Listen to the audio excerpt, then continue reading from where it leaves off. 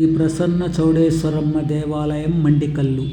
ఈ ఆలయం హర్పనాయకనహళ్లికి పశ్చిమాన కిలోమీటర్ దూరంలోను, మండికల్లుకు తూర్పున కిలోమీటర్ దూరంలోను ఉంది.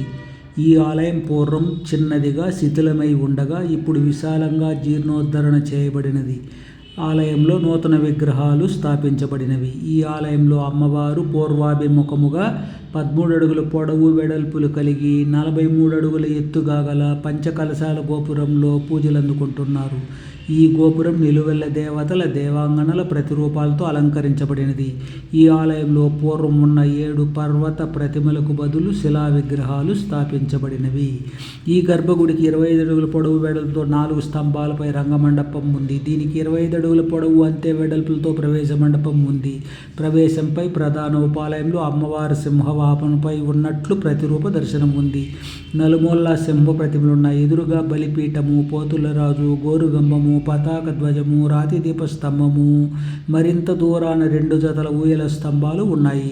ఉత్తరాన ఒక కోనేరు, తూర్పున ఒక పెద్ద కోనేరు ఉన్నాయి. తూర్పున కోనేటి ప్రాంతంలో ప్రతిమలు చెక్కిన బండలతో కూడిన శిలాశాసన ఫలకం ఉంది. ఇంకా ఈ ప్రాంతంలో వేణుగోపాల స్వామి గుడి, అలేరమ్మ గుడులు ఉన్నాయి.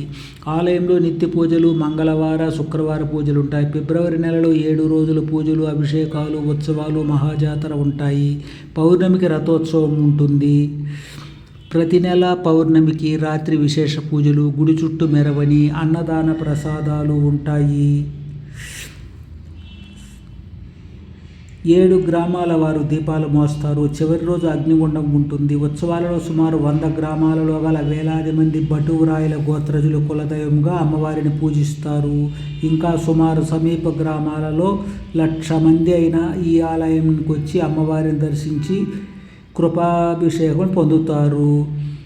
ఈ తోపు ప్రాంతంలో పూర్వం గొల్లపల్లి, మండికల్లు, హర్పనాయకనహల్లి పాలెగాళ్ల రక్త సంబంధీకురాలైన బీసేగౌని భార్య చౌడమ్మ ఆడబిడ్డకు పెళ్లి చేసిన తరువాత అగ్నిగుండము త్రవ్వించి బీసేగౌని మట్టి బొమ్మను తయారు చేయించి సహగమనము అగ్నిగుండము చేసి అమ్మవారిలో లీనమైనారు.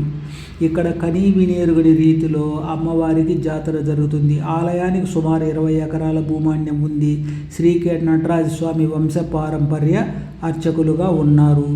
షేర్ చేయండి, సబ్స్క్రైబ్ చేయండి. నా దేవాలయాల వీడియోలన్నీ యూట్యూబ్లో చూసి సంతోషించండి.